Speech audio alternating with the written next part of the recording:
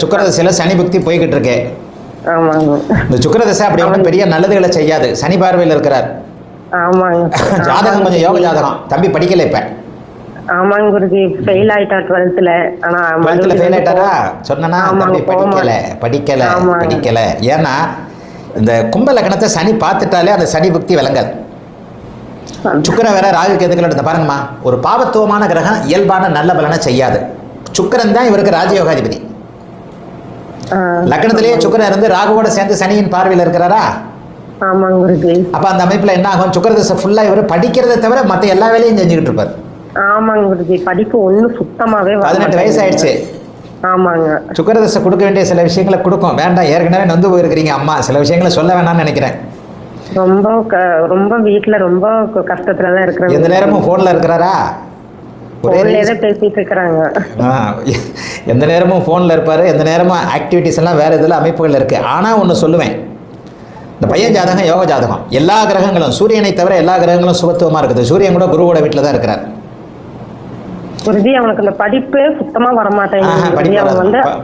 அவன் என்ன ஃபியூச்சர் எப்படி இருக்கு, அவன் எப்படி மிஷனரிஸ் சம்பந்தப்பட்ட விஷயங்கள், சில விஷயங்கள் அவர் நல்லாதாமா இருப்பாரு. சந்திரன் நல்லா இருக்கிறாரு, செவ்வாய், கிரகங்கள் சுபத்துவமாக இருந்தா அம்மா படிச்சவன் எல்லாம் வந்து பெரிய ஆள் கிடையாதுமா. நிஜமா சொல்றேன், பில்கேட்ஸ் 10வது படிக்காதவர். படிச்சவெல்லாம் எடுத்தவனே சொல்லிட்டேன் உங்களுக்கு இவருக்கு படிப்பு வராதுன்ட்டு. நான் படிப்பு வராது நான் சொன்னதுக்கு அப்புறம் தான் நீங்க ஃபெயிலா போயிட்டான் +2ல நீங்க.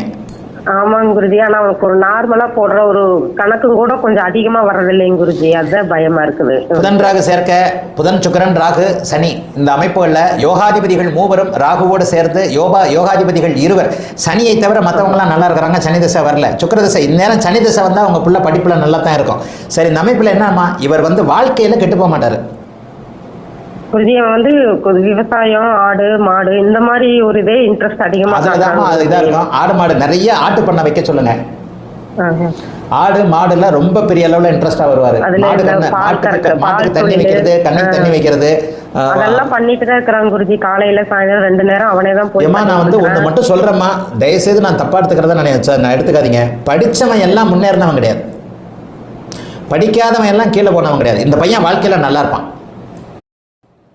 ஆனா நாங்க வந்து அடுத்து +2 வந்து எக்ஸாம் எழுத சொல்றோம் குருஜி, போக மாட்டேங்கிறேன். அதாவது டிப்ளமோ மாதிரி ஏதாவது சேர்த்தி விடுறோம், 2 வருஷத்துக்கு போன்னு சொல்றோம், அதுக்கும் மாட்டேன்னு சொல்றாங்க. நீங்க சொன்னீங்கன்னா போவாருமா. அப்படியே அந்த காலேஜ் வாசல், அந்த டிப்ளமா காலேஜ் வாசல் இருக்குல்ல, அது வரைக்கும் போவாரு.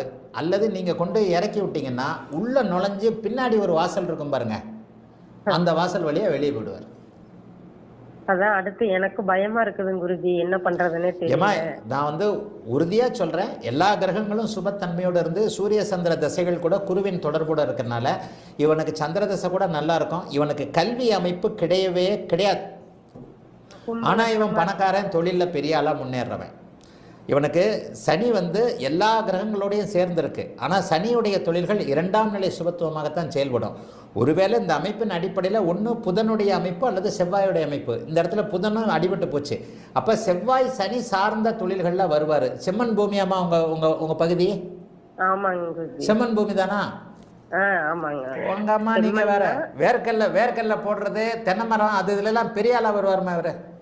ஆனா அதுலயும் விவசாயத்துல இப்ப போர் போட்டு எல்லா ஃபேமிலியே கொஞ்சம் ரொம்ப கஷ்டத்துலதான் இருக்கு. இப்ப கஷ்டத்துலதான் இருக்கும். அதெல்லாம் உங்க ஜாதகம், நீங்க கேட்கறது உங்க பையன் ஜாதகம். இந்த பையன் செம்மண் பகுதி விவசாய அமைப்புகள்ல, வேர்க்கடலை போன்ற அமைப்புகள்ல இவர் பெரிய ஆளா வருவாருமா. இவர் படிக்கல அப்படிங்கறத பத்தி கவலைப்படாதீங்க.